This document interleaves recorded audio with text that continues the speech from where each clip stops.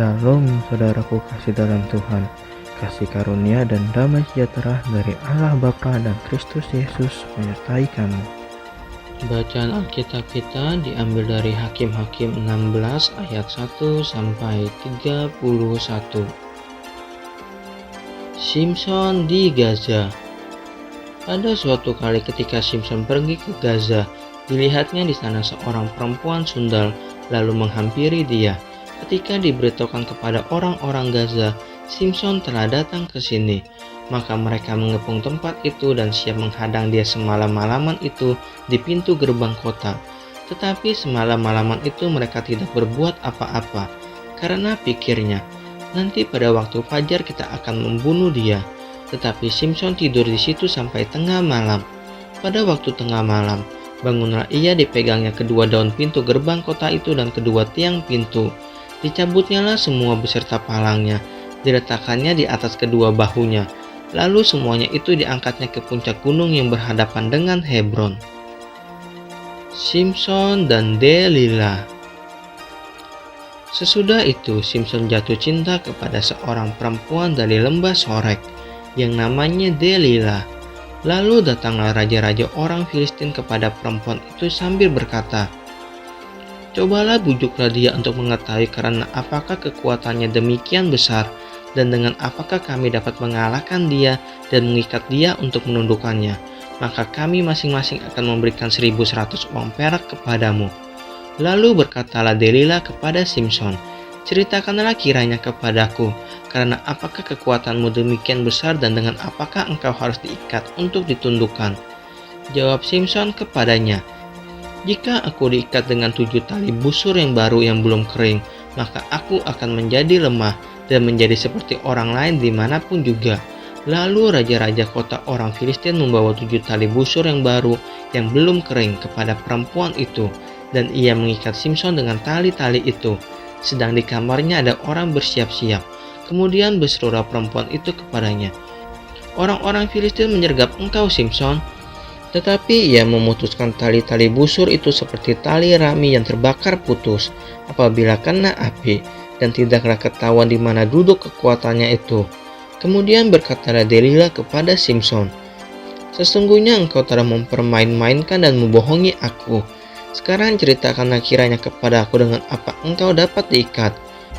Jawabnya kepadanya, "Jika aku diikat erat-erat dengan tali baru yang belum terpakai untuk pekerjaan apapun, maka aku akan menjadi lemah dan menjadi seperti orang lain manapun juga."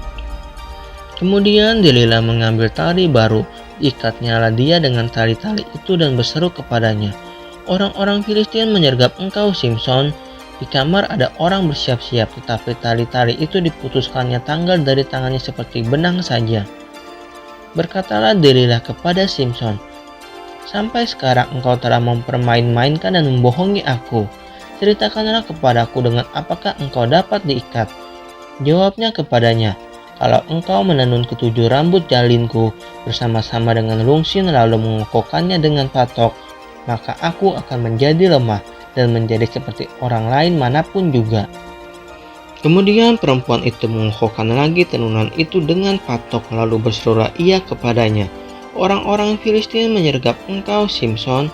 Tetapi ketika ia terjaga dari tidurnya, disentaknya lepas pantok tenunan dan rungsin itu. Berkatalah perempuan itu kepadanya, "Bagaimana mungkin engkau berkata, 'Aku cinta kepadamu,' padahal hatimu tidak setuju kepadaku?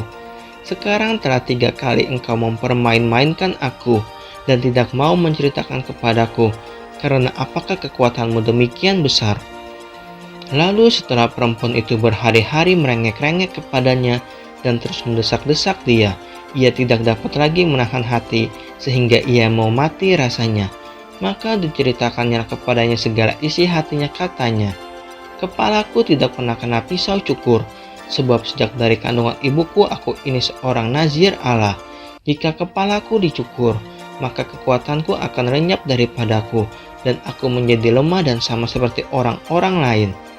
Ketika dilihat Delila bahwa segala isi hatinya telah diceritakannya kepadanya, disuruhnyalah memanggil raja-raja kota orang Filistin, katanya, "Sekali ini lagi datanglah kemari, sebab ia telah menceritakan segala isi hatinya kepadaku."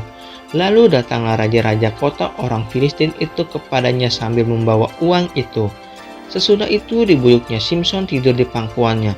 Lalu dipanggilnya seorang dan disuruhnya mencukur ketujuh rambut jalinnya. Sehingga mulailah Simson ditundukkan oleh perempuan itu, sebab kekuatannya telah lenyap daripadanya. Lalu berserulah perempuan itu, "Orang Filistin menyergap engkau, Simson." Maka terjagalah ia dari tidurnya serta katanya, "Seperti yang sudah-sudah, aku akan bebas dan akan meronta lepas." Tetapi tidaklah diketahuinya bahwa Tuhan telah meninggalkan dia. Orang Filistin itu menangkap dia, mencungkil kedua matanya dan membawanya ke Gaza. Di situ ia dibelenggu dengan 2 rantai tembaga, dan pekerjaannya di penjara ialah menggiling. Tetapi rambutnya mulai tumbuh pula sesudah dicukur. Simson mati. Sesudah itu berkumpullah raja-raja kota orang Filistin untuk mengadakan perayaan korban sembelihan besar kepada Dagon, Allah mereka. Dan untuk bersukaria kata mereka, "Telah diserahkan oleh Allah kita ke dalam tangan kita, Simson musuh kita."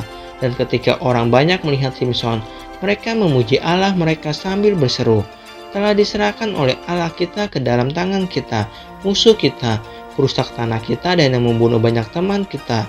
Ketika hati mereka riang gembira, berkatalah mereka, "Panggillah Simson untuk melawak bagi kita." Simson dipanggil dari penjara, lalu ia melawak di depan mereka. Kemudian mereka menyuruh dia berdiri di antara tiang-tiang.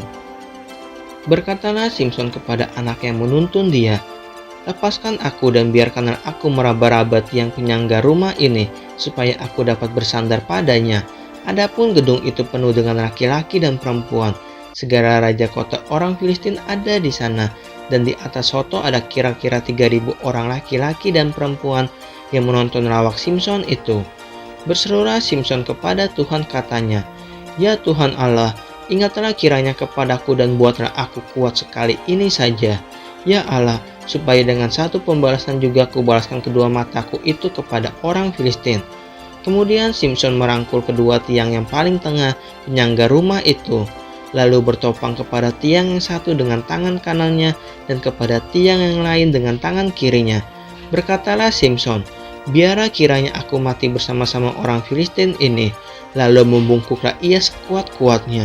Maka rubuhlah rumah itu menimpa raja-raja kota itu dan seluruh orang banyak yang ada di dalamnya. Yang mati dibunuhnya pada waktu matinya itu lebih banyak daripada yang dibunuhnya pada waktu hidupnya. Sesudah itu datanglah ke sana saudara-saudaranya dan seluruh keluarganya. Mereka mengangkat dia dan membawanya dari sana, lalu menguburkannya di antara Zora dan Estaol di dalam kubur Manoah ayahnya. Dia memerintah sebagai hakim atas orang Israel 20 tahun lamanya.